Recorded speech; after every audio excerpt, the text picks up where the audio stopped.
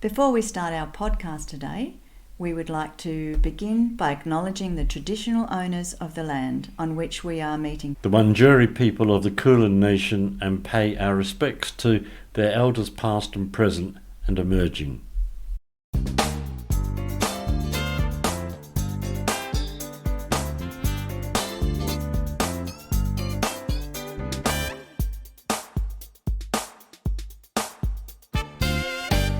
That's exactly right. It's about how I bring it into my life. I think I said, how often in some types of church circles where you go, Are you being careful now? I am, very careful, where you go, how do God was Yeah, that's what you and said. then go, amen. What the bloody hell are we going to do today? I'm going to do that. I've got to mow the lawn and oh my God, and the damn dog. And for me, I think I was brought back to, actually it was quite a biblical verse that talked about having an attitude of prayer. Hello and welcome to the podcast. It's Janine here. And Kevin, and here we are again with Inward Journey. So Kevin, how about you tell your story? When you first came in, you were telling a story about what you'd heard on the news. But, you know, you could tell the really long version, but don't do that. But you could tell the really succinct version, but you could have a go at that, but not too succinct. So just if you can make it medium length. Okay, Go. so like an accordion. No pressure. No, I don't know how to do that. Just do it. So, yeah. Just do it. Go. Here's the long and the Are you short. ready? Yeah. Here's the long and the short version. I'm ready. So I woke up this morning and I was on Facebook checking out a friend of mine in England because he's not doing too well. He's got Parkinson's and he's had Parkinson's for a long time, and he's sort of well known in the music business, so he's been raising all of this money, and there was a podcast and he was part of it, and I was listening to it, and he's just come out of hospital, and I don't know why he was in hospital, but he had an operation. So anyway, I got up and I sort of did that, and then I was carrying on with my morning, and I thought, I want to go and see him. I want to go and see him. And then this voice immediately said, that's not realistic. I stopped it. Doesn't matter, I just want to go and see him. So if I focus on just wanting to go and see him, that's what I'll bring about, even though I didn't let any of the objections start, which is what I'm doing now. I'm not letting them start. Okay, so you noticed that as soon as you had this thought around, I want to go and see him, or there's objective voice, You can't afford it. What are you going to do about this? And what are you going to do? You've got a commitment to do that. And finally, with the thought along the lines of, you're being silly again. And so I swept all that aside, and I'm just going to focus on the fact that I want to go and see him. Okay. Even though he's 12,000 miles away. So I jumped in the car and I did something I don't usually do. I often listen to some music or a podcast in the car. And just out of the blue, I decided to listen to a news podcast. So I listened to the ABC. And I haven't listened to any news or anything to do with media for a long time. And I listened to it, and the podcast was about the hike in interest rates and the possibility of recession. And this economist was here's me trying to make it short now. The economist was being interviewed, and he said many things. He was really succinct and clear, and he was really being pushed by this interviewer. And she was saying, so is it going to get any worse? And she kept coming back to that. Is it going to get any worse? When's it going to get better? And he finally took a deep breath and sighed and said, well, historically what happens in the economy, our economy and the world economy, is that there's predictions that it's definitely going to get worse. So what do you think happens? It gets worse. And there's also predictions that it'll get better. What do you think happens? And then I arrived here thinking, oh my God, that's so like what happened to me this morning. Yeah. There's this figure of some authority in the economy saying, who knows what will actually happen, but if we all focus on the fact that it's going to happen, so it's already happening, folks. You almost, it becomes this self-fulfilling prophecy or world-fulfilling prophecy, if you like. But I think that's so true. And I guess the other, I guess from your story, and it's such a great story, Kevin, is that if you set your intentions for the day, if we think about those sorts of things in yoga, or if you focus on what's negative and not working, and oh my God, this is another silly idea of mine, or you know, I'm an idiot, or those sorts of things, then that almost becomes the dominant driving force. And so what you said is I went, oh, you noticed those things and you stopped, and you shifted it, and then went, oh, and as you did that, then you put on the news and found something else that confirmed it. Have I got that right? Yeah, that's right. There was a confirmation, but it was a confirmation. So I take those things as spiritual, and I still do. Mm-hmm. But I got this very loud, I don't know if I explained it well, very loud confirmation from a really, you know, in the 60s we would have called it a straight source. You know, from a very, what's the word when you talk about society? I can't think about it, but very authoritarian is the only other word I can think of. Yeah. But that's not the word I wanted. You know, so I got this confirmation loud and clear. Mm. And he didn't say he was spiritual. He just was like, oh, this is what happens. Mm. I go, wow, that's incredible. Mm. Yeah. So what are you left with after all that?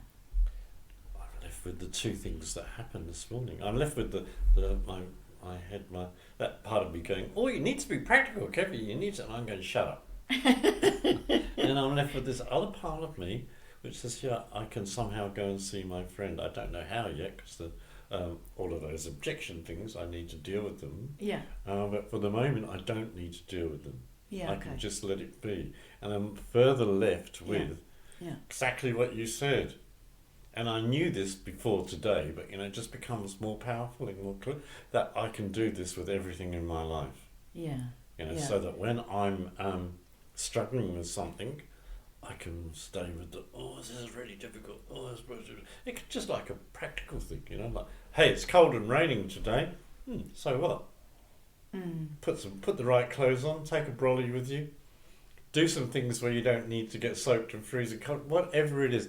I can turn it around. Mm. Yeah, I can make it what I want. You know what?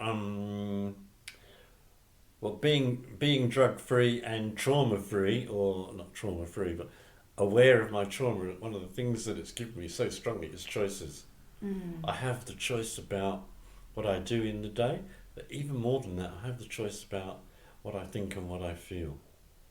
Yeah. I love that. We've talked about this, you know, over many years, but I hope that I embody that myself, that I'm really conscious of, you know, my critical thoughts or my cruel thoughts to myself, and they're not going to be helpful for me. They're just going to, you know, pull me down. But some realistic, supportive thoughts are going to be helpful. Things like, well, okay, maybe it is raining, maybe it is cold. What are you going to do? Yep. How are you going to be? Yep. And I think about that, and I think about just a voice of kindness to myself, to others, even if it's blunt or confronting sometimes, but if it's said in kindness or in kind ways, then it's received very differently. And what I find that people are incredibly brave if you're authentic to tell them a truth, and you know, want to stay with them as you talk about or be with that truth. Do you know what I mean? Yeah, I do, and I,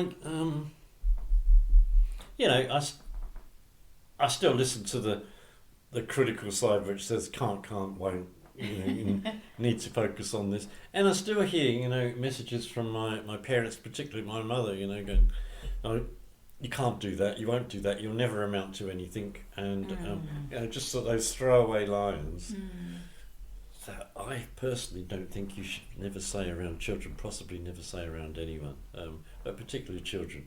Yeah, and So I don't know what I was going to say there. It's still like what we're talking about to me is something incredibly spiritual, but what I have trouble with is doing the things that I've said today, is making that part of my life completely.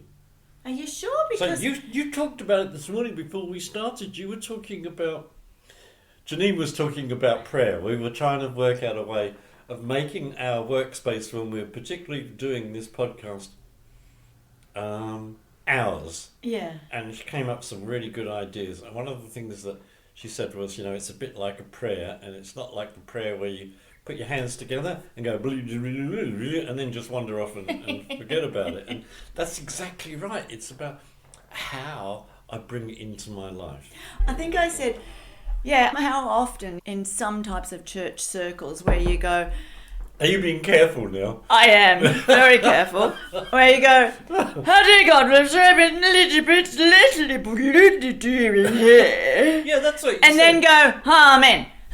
What the bloody hell are we going to do today? I'm going to do that. I've Yeah. got to mow the lawn, and oh my God, and the damn dog. And for me, I think I was brought back to, actually it was quite a biblical verse that talked about having an attitude of prayer. And I think about that, for me, that's almost an inside-outside view of being conscious and well and grateful and all the good things, and still all the brave things as well, around facing, what we need to, some of the tough stuff, some of the things that are not okay, and being consistent with that. And for me, that's the most important thing. And then if I've got an attitude that's inward outward, then I feel authentic. I can speak authentically. I can look at you and go, oh, that's not nice. Don't say those not nice things yourself. And I can mean that. And I can have a consistent world where I'm not mean to myself, or not, Yep. myself, or not, Yep. and Yep. I'm kind to myself, and I want that consistency.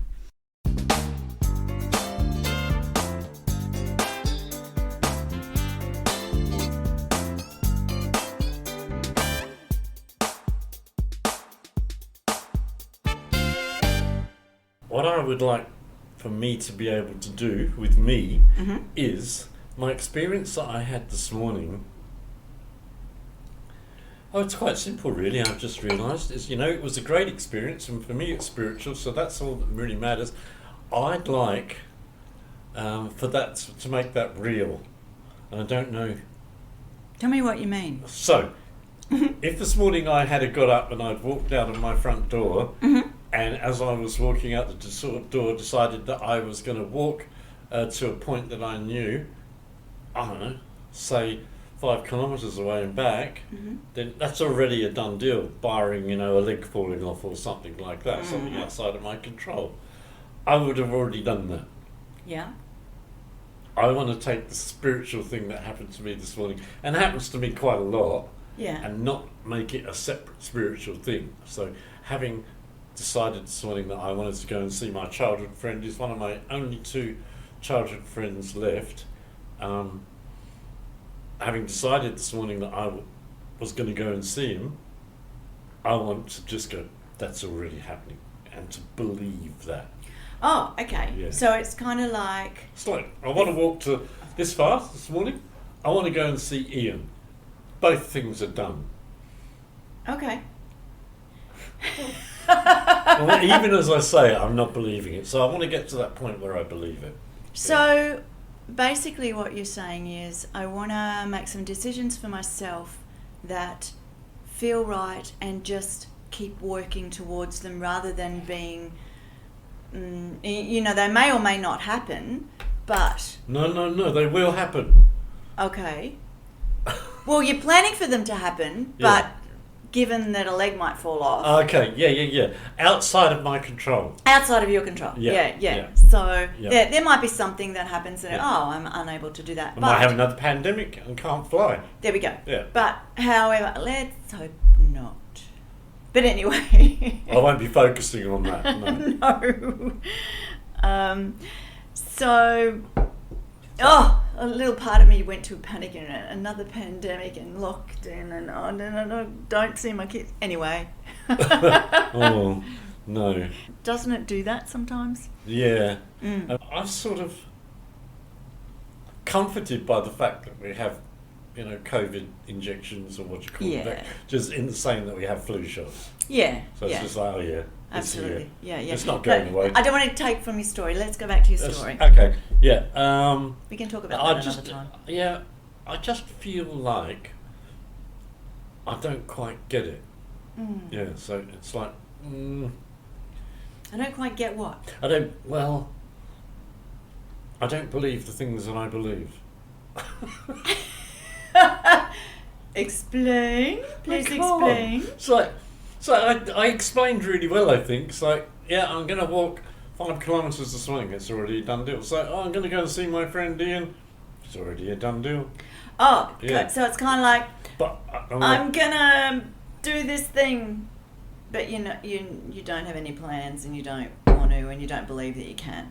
Exactly. Okay. Except if it's a really practical thing that I've done thousands of times before, I'll do it. Yeah. And wouldn't question it. I mean, would you question, I'm going to get in the car and go down the supermarket and do some shopping, and then, I don't know if I can do that. There's all these reasons why I wouldn't also be able to do it. We wouldn't do that, would we? I guess not. I guess some people might. Okay, all right. Well, but I guess it's still so. The same for them. Yeah. But their journey's not going to see their friend in Yeah. England. Yeah. But it might be around getting down the street, It and could so be. it's the questioning of that. Yeah. And so it can be anything for anyone. So I did a brave thing on the weekend. Oh yeah, I know. Go on. Well, it's with the music school that I go to, and where I have singing lessons with a wonderful singing teacher. Thanks, Jess. And it was Jess, by the way. I don't think she said that very well. Thanks, Jess. She's wonderful. The music school put on a concert fairly regularly, a couple of times a year, but they're going to up that. And so I got the opportunity to sing with a band. And so I've done that a couple of times, but not very much in my life. But it's, again, a really exciting thing for me to do. And one of the things for me that I wanted to do around that is to be able to sing and be less anxious around performing. Because I love to sing, and certainly have been that person who's now got so much more comfortable around singing around the campfire with my husband playing guitar, but more so just relaxing and having fun. And I did that, and I didn't forget the words this time, which I've done before. But it was great to be able to do that for myself and go, you can do this. And it took a couple of goes, but I feel like I'm getting there. And I may go backwards, but my intention is just to keep going forwards. That's great. And that sort of describes exactly what I was talking about. Yeah. So I know that if I want to go and see my friend, there's lots of practical things that I need to do, like I need to book a flight, but that's not what I'm talking about. I'm talking about the part of me two parts of me. One part goes, I want to go see my friend. Another part goes, you can't, cause. And I don't want that. I want to be able to go, I want to go and see my friend, and that's it. I won't question it. I will just know that it's going to happen, and I'll do whatever I need to do. So have the intention and then just keep working towards it. Yeah. Without the cruelty of the critical thinking.